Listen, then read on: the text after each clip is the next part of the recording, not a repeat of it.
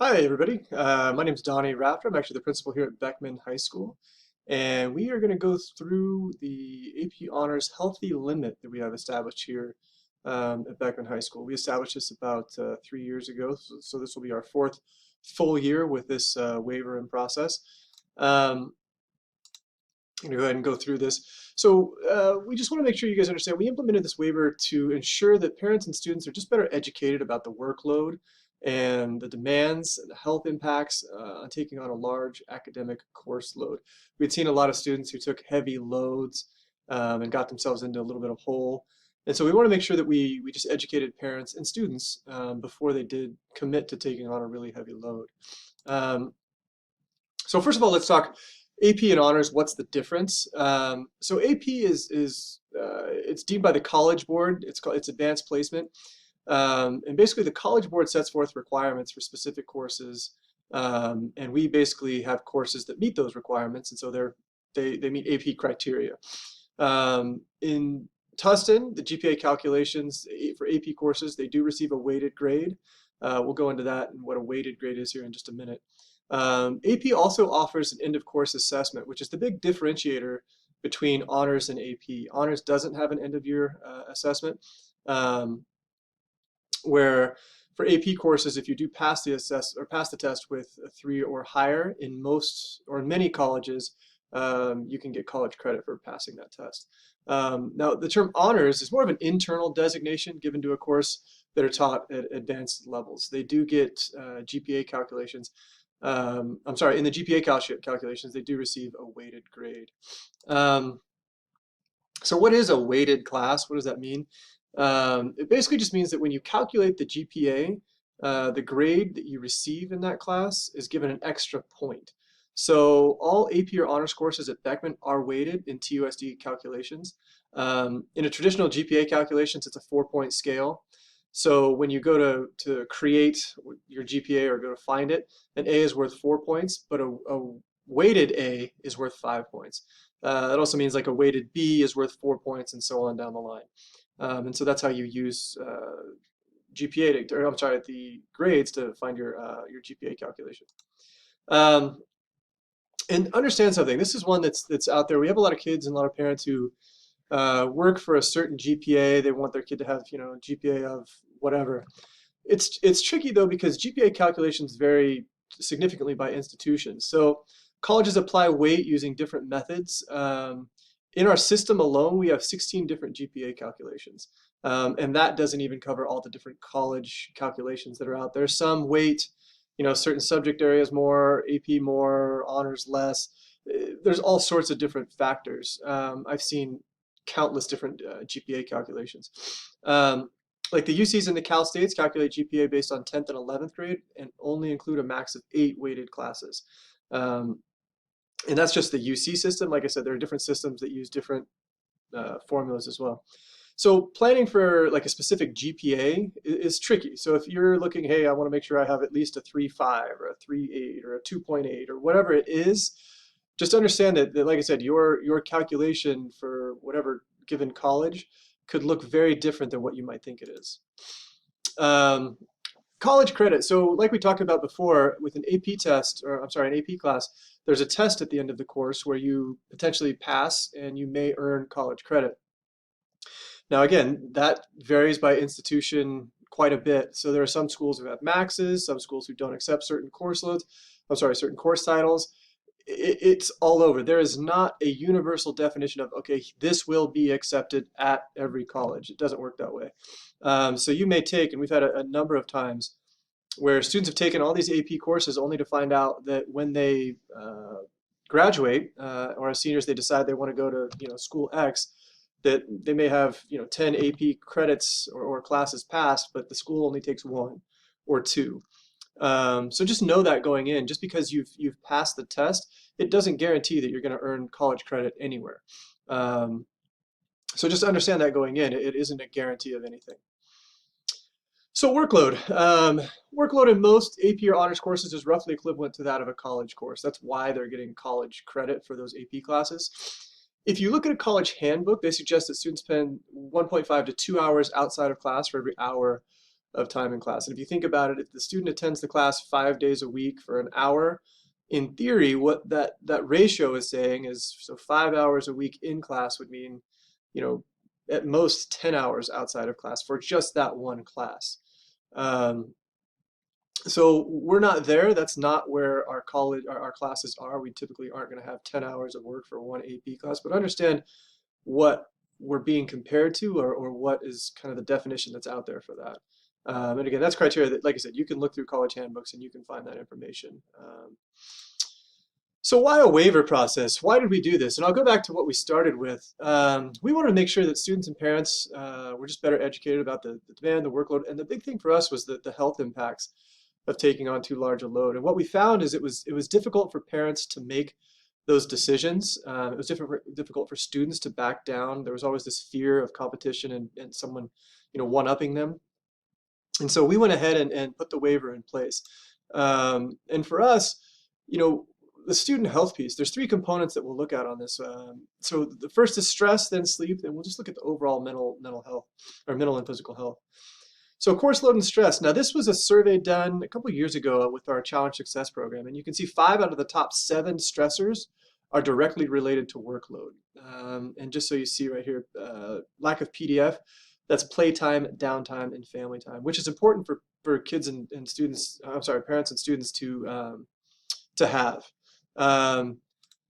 The next piece is just course load and sleep. So in that survey, we actually had students report out how much sleep they got. And so students with 4 or more AP or honors courses reported averaging less than 6 hours of sleep per night, which isn't healthy. Students with 3 or less averaged an additional hour of sleep. And so we looked at that, and that seemed like the right line to cut, and it lines up with some of the UC GPA calculations that we talked about earlier. Just for perspective, health officials do recommend 9 for high school age students.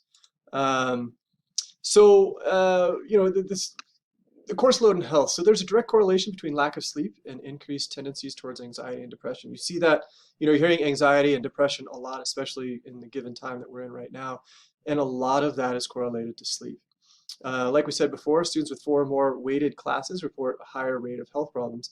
And this is, for us, 72.5% of students in 4 or more courses reported feeling exhausted in the last month.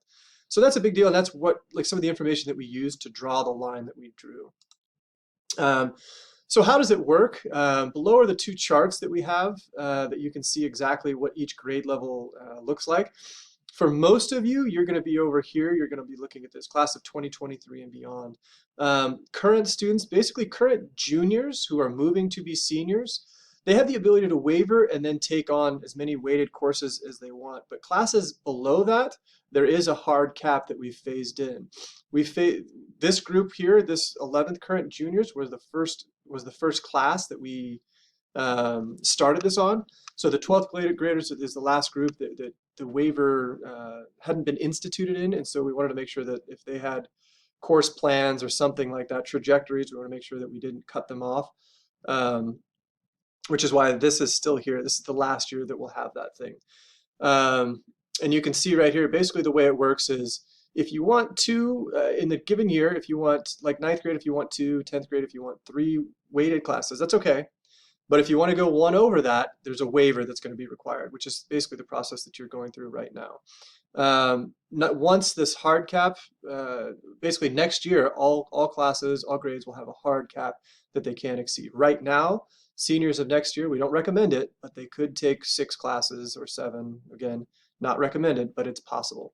After this year, that won't be a possibility. Again, just looking at it again, like I said, after this year, it's a hard cap across the board. Everyone will be capped at a certain number by grade level. So for this process, you guys are going through it. All students and parents who are going through this will have to sign a waiver, make sure they're educated on the process. It will have to be on file before we'll allow the classes to be added. The online activity you guys are doing, you're taking care of it right now, and it'll be posted under our academic site, which again, like I said, you're in the middle of it right now as it stands. Just some other information that you may want to know before we go through this. So college admissions are becoming increasingly difficult to predict. So if you're trying to plan a study based on what you think a college is looking for, understand it's different. It used to be that perfect transcripts were kind of what people went after, but that's now beginning to basically paint the picture of a robot that basically you've checklisted a bunch of things to meet certain things, and that's what you're doing. You're not necessarily doing what you enjoy. You're basically just checking a box. The other thing that's out there that I'm sure you're seeing in the news is a lot of the COVID changes. Standardized tests are quickly becoming a thing of the past in many places. And so the impacts that that may have on admissions feel like it's going to be a little bit more holistic in their approach and less about data and numbers. And what we've seen already is baselines, colleges setting baselines, and that they're looking for authenticity. And like, what is your story? What is your thing? What did you do? Not necessarily just checking a box, but actually taking part in activities, doing something and being part of something.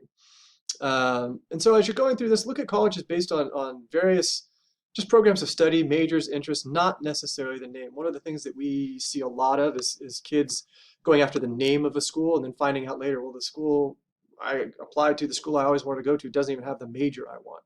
There are a lot of different honors programs out there that schools are trying to develop to attract new students and keep new students. So make sure you keep your eyes open at some different things out there.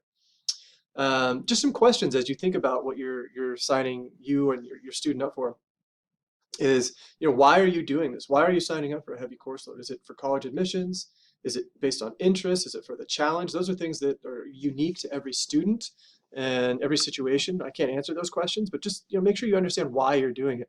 Also, what are your child's interests? If your student's interested in science and math, great, focus on those. But why take English honors? Why take English AP Lit if they're into science and math? What picture does that paint? What story does that tell of your student? And then the other thing is just make sure there's going to be enough hours in the day to accomplish everything and still be healthy. Like I said, we have students who can do this, who can take a lot of classes, but can take them versus thriving in it are two very different things. We want our kids to get through this and be healthy. And so, like I said before, find rigor in the areas of interest. Like I said, if you're a science and math kid, focus on those.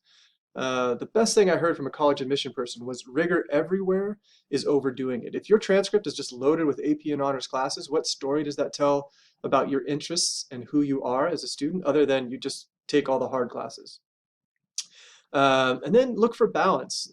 Make sure that you understand, obviously, your course load and take into account extracurriculars and family time. That is important for kids to have family time. I know sometimes that's difficult, but it is something that we want to encourage. And if you need additional information, so our healthy limit, we have an FAQ on our website, which you probably saw if you're clicking this link. And then there's two books that we've been recommending to get more information. The first one is Where You Go Is Not Who You'll Be. That's this red title over here. Just talks about college and, again, maybe avoiding the name brand college. I shouldn't say avoiding it, but understanding the name brand college, understanding the differences. And then who gets in and why. And this is actually a look at admissions and how the admissions process looks. This is a fairly recent book, so it's got a lot of good current information. That's it, and thank you for sticking through this and for all you do for our kids. Thank you again, and have a nice day.